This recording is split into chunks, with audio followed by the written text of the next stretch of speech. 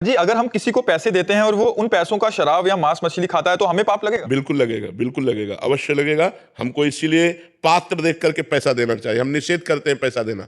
आप उसको भोजन दे सकते हैं, आप उसको वस्त्र दे सकते हैं, औषधि दे सकते हैं, लेकिन तो हमको ऐसे पैसा बहुत जगह, जैसे गौशाला है, संतशाला है, जहाँ संतों की सेवा होती है, जहाँ गौओं की सेवा होती है, या ऐसी जगह जहाँ मरीजों को फ्री दवाएँ दी जाती हैं। हम अपना चाहे 100 रुपया ही हो, पर ऐसी जगह डोनेशन दें जो मिशन है, बड़े बड़े मिशन हैं, ऐसे मिशन हैं जो ईमानदारी से सेवा करते हैं। तो हमको चाहिए इन मिशनों में सेवा देनी चाहिए, या जहाँ संतों की सेवा हो रही, जहाँ गौओं की सेवा हो रही, ऐसी जगह जानबूझ करके, समझ करके हमें पैसा देना चाहिए कि हमारे पैसे का दुरुपयोग नहीं होगा, बहुत सावधानी से।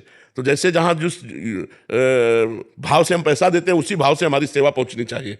अगर हम ऐसे पैसा, तो फिर वो गलत भी प्रयोग। हाँ, ज़रूरत हमारी समझ में आ गई तो उसकी व्यवस्था जरूर कर देते।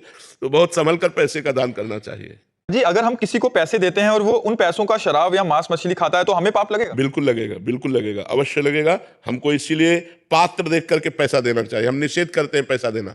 आप उसको भोजन दे सकते हैं, आप उसको वस्त्र दे सकते हैं, औषधि दे सकते हैं, लेकिन तो हमको ऐसे पैसा बहुत जगह, जैसे गौशाला है, संतशाला है, जहाँ संतों की सेवा होती है, जहाँ गौओं की सेवा होती है, या ऐसी जगह जहाँ मरीजों को फ्री दवाएँ दी जाती हैं। हम अपना चाहे 100 रुपया ही हो, पर ऐसी जगह डोनेशन दें जो मिशन है, बड़े बड़े मिशन हैं, ऐसे मिशन हैं जो ईमानदारी से सेवा करते हैं। तो हमको चाहिए इन मिशनों में सेवा देनी चाहिए, या जहाँ संतों की सेवा हो रही, जहाँ गौओं की सेवा हो रही, ऐसी जगह जानबूझ करके, समझ करके हमें पैसा देना चाहिए कि हमारे पैसे का दुरुपयोग नहीं होगा, बहुत सावधानी से।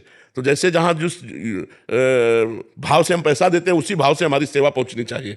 अगर हम ऐसे पैसा, तो फिर वो गलत भी प्रयोग। हाँ, ज़रूरत हमारी समझ में आ गई तो उसकी व्यवस्था जरूर कर देते। तो बहुत संभल कर पैसे का दान करना चाहिए।